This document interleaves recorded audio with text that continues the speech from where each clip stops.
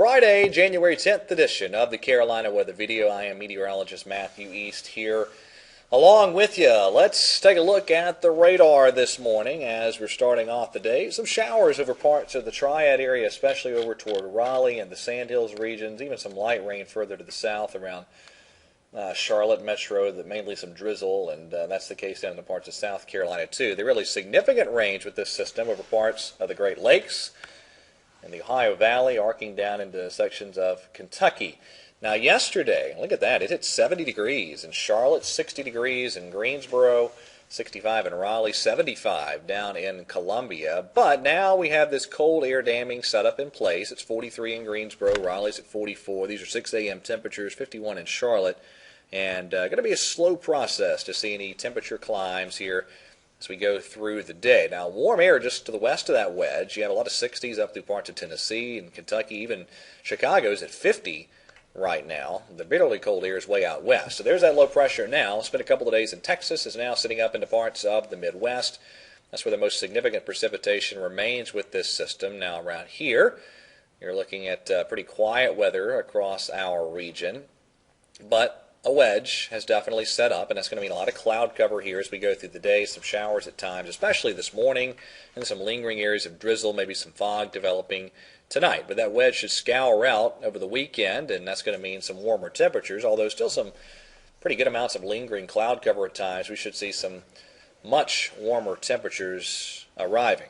All right, here's the modeling. GFS model for today. You can see the precipitation around with that wedge. Now as we go out to the day tomorrow, the precipitation begins anew into parts of the lower Mississippi Valley, but I think even though we'll have some cloud cover, temperatures warming up, many spots 70 or better tomorrow, and then on up into the low and mid-70s ahead of this incoming front on Sunday.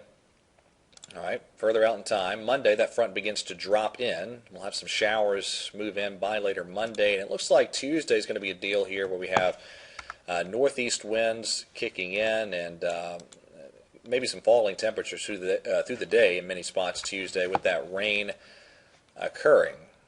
As we continue out, there's Wednesday back to dry weather. Now let me show you what's going on in the upper levels as we get into next week. This is the European model, cutting off that trailing piece of energy by Tuesday. And then you go on out further in time.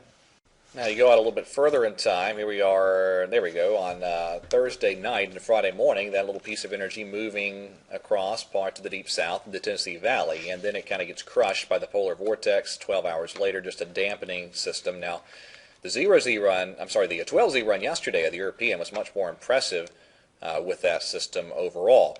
Now, here's what it looks like at the surface on the European later next week. There's 180 hours precipitation, and that could be a little bit of snow in the northern fringes of this, in northernmost North Carolina and Virginia, and then that develops out to sea.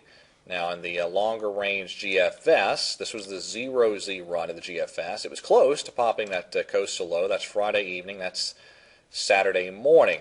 So we're going to have to see how all that plays out. If everything were to line up exactly correctly, it could be a winter weather potential in the upper southeast, but it's going to have a lot of things go right for it, and the chances of that occurring in just the right fashion are pretty slim. But let's talk about the longer range. European model on the left, GFS on the right. This is the average 500 millibar chart for days 8, 9, and 10. Some nice ridging along the west coast. Some degree of blocking trying to form, and you notice everything's a little bit different in terms of its orientation comparing the GFS to the European. But let's see, where did I stick that chart? I don't know if I've got it actually in here or not. Well, I did stick the upper level chart here. This is the European model at 240 hours, another sharp blast of cold air diving down. Yeah, there it is. There's the surface chart. Big time cold air, again, plunging into the eastern part of the country by the 20th. On the 0Z run of the GFS, let's see, here we go with 264 hours.